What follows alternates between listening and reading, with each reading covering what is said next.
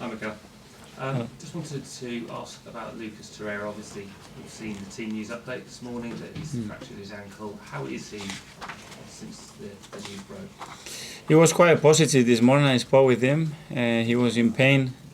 We don't really know exactly the extent of the injury. He needs to see the specialist tomorrow here in London, and we will know more about it. Positive news that Kieran Tierney's back in full training. You've already spoken about his phenomenal work rate. Do you think we could possibly see him back in action? I don't know. He's done 2 or 3 complete sessions now. He's feeling more and more confident now with contact around him, and hopefully he will join in the squad soon. Josh? Hi, Mikel. Yeah. How big an impact do you think the injuries have had on Arsenal's performances this season, and how close you are to getting Champions League qualification or not? We don't know. I could not tell you with points. For sure, since I joined, the amount of things that had happened is enormous. We just have to try to adapt. It's part of football. It doesn't only happen to us. Unfortunately, it happened to many other teams. So we cannot be crying about that. It's what it is. Sometimes it's bad luck. Sometimes it's part of the game we play, and sometimes things that we can avoid and do better as well. Sometimes like coaches or fitness coaches, but it's what it is. Given how unpredictable this season has gone, you're 5 points off at the moment what looks like a top 5 finish will get Champions League. With 11 games to go, how many points do you think realistically will it take to get into those positions? Beat West Ham on Saturday and we are closer. That's all I'm thinking, because a few weeks ago it looked impossible, and if we beat West Ham it will look more likely. So that's the only aim, is game by game we go and start grabbing 3 points and 3 points and 3 points, and they will have a chance in the last 3 or 4 games of the season. You spoke earlier this week about the potential financial implications of not qualifying for a 3rd season in a row. Just from your perspective, how difficult is it to plan not only long term but short term, given that the Champions League qualification is at such a knife edge? Very difficult, because I like everything very planned and detailed, and it goes a little bit against my principles, but we have to adapt on that sense again. I have very clear ideas what I would like to do in terms of the squad, in terms of some of the individuals, how we can improve the team, but obviously the ideal case scenario, we don't know what it's going to be. It will depend on what we do this season, and as well what happened the last few seasons is going to have a big impact as well. You've had no hesitation at all in playing the young players. Is there an element of looking ahead to the summer and a potential budget constraint that you might have, or is it simply I'm playing them because they're ready? I have to manage the resources that I have at the moment, and they are a big resource at the moment, and not just because they are young and they can be good, because they are already very good, and some of them they can be phenomenal, but they can only be phenomenal or very good if they play in a consistent way, and we get them surrounded with good coaching, with good club culture, and as well with good players around them. So we have to support them. I'm ready to support them, and they responded. Last couple from me. Forgive me if you've been asked this before, but Dani Ceballos becoming more and more regular under your stewardship is obviously just a loan. Has there been any moves to him, to Real Madrid, about making that permanent, and do you want to do that?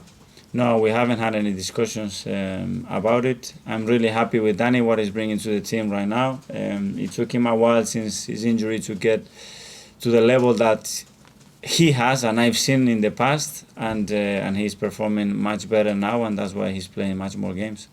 I must ask you about an incident at the Tottenham match last night with Eric Dyer. Can you understand, as a former player, as a manager now, why he did what he did? I don't know. Without the full context and knowing the story and what happened, I cannot understand, and I will not like to judge any situation like this. Thank you. Bye. Hi, Mikel. Hello. Just wanted to ask you about Pablo Mari. Obviously, he had a really impressive debut against Portsmouth. Given that he played the full 90 minutes in that match, is he ready and fit enough to play another full 90 minutes this weekend? Well, he's recovered really well from the game. He played 45 minutes with Alan 23 4 days before that game. He played 90. He said he's physically good. He trained well, and I think he's ready to play if we need to on Saturday again. And I'm assuming Pierre-Emerick Aubameyang will be in the matchday squad for that game against West Ham. What's his reaction been like in training? How has he trained this week off the back of that missed chance at Olympiacos? Yeah, he was down. He felt responsible about what happened, and we all tried to convince them that he got the best chance in the game, but he put us in that situation earlier. He's done it in many occasions this season and last seasons, and we needed happy, smiling, and full of energy, and that's the way he looked the last few days. George? And Oh, sorry, just a question, sorry. on the West Ham. Obviously, they've looked much more confident in the last two games. How tough of a threat do you think they'll be, given that they are fighting against relegation? Of course, they'll probably also want to get revenge on the way that you guys won. Yeah, they caused a lot of problems to big teams recently. I know David, because I worked with him for 7 years. I know how structured and organized he is, and I'm sure he will put a team out there that is going to make life very difficult for us. They will compete, they will be physical, and we need to use our resources, play our game, and just think about performing, and that performance will bring the points home. Mikel, hello. You said you know David Moyes a long time. What have you taken from his managerial situation that's made you the manager you are today? What's influenced you from his game?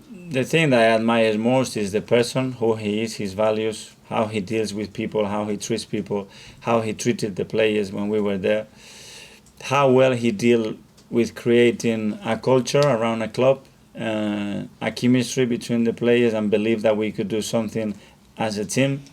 And then he works really hard. He's extremely demanding. He's got character, Scottish character, that is impulsive, and I really enjoy my time playing under him. Do you think he's got the credit he deserves? He's been in the Premier League such a long time, but over recent years it probably hasn't gone to plan as possibly as it should have. I think he had a lot of credit for the success he had at Everton. Obviously, the Manchester United situation, I think, was very harsh on him.